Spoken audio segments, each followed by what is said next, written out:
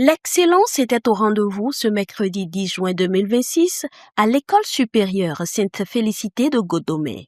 Michael Bekan et son binôme ont brillamment présenté leur mémoire de licence dans la filière informatique, option système informatique et logiciel. Devant un jury composé de 3 membres et présidé par le docteur Jean Biaou, le binôme a défendu un thème d'actualité. Conception et réalisation d'un MOOC, cas de IFOR Africa. Nous voulons en fait rendre les informations, les connaissances transmises aussi transparentes que possible, vérifiables en ligne et tout à fait clair pour que les mots qui viennent sur la plateforme puissent apprendre et vraiment se déconnecter avec une connaissance en plus. L'Impétran a poursuivi la présentation du document conformément au plan retenu. Quelques tableaux et schémas illustratifs contenus dans le document n'ont pas échappé à l'exercice.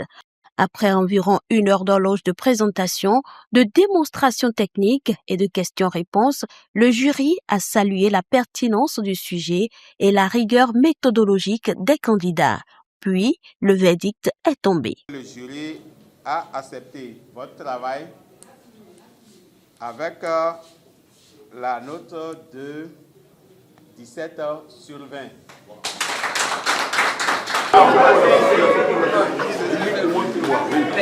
Le caractère innovant du sujet n'a pas laissé indifférent le docteur Jean Biaou qui a présidé le jury. Selon lui, si les recommandations du jury sont scrupuleusement intégrées au document, ce projet possède un réel potentiel de monétisation sur le marché numérique actuel.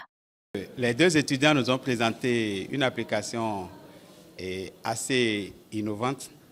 Il s'agit d'une application qui permet de centraliser les cours en ligne. Les professeurs viennent s'inscrire sur la plateforme, les apprenants s'inscrivent sur la plateforme et eux, en tant qu'administrateurs, ils gèrent cette plateforme où chaque apprenant peut payer en ligne et suivre un cours. Et quand il a fini de suivre le cours, on peut lui adresser son attestation en ligne. Je pense que c'est innovant et s'ils suivent toutes les recommandations qu'on leur a données, ils pourront en faire quelque chose de monétisable.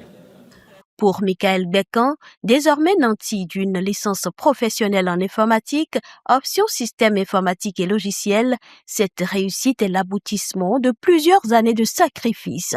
Il exprime sa profonde reconnaissance envers tous ceux qui l'ont soutenu durant ce parcours.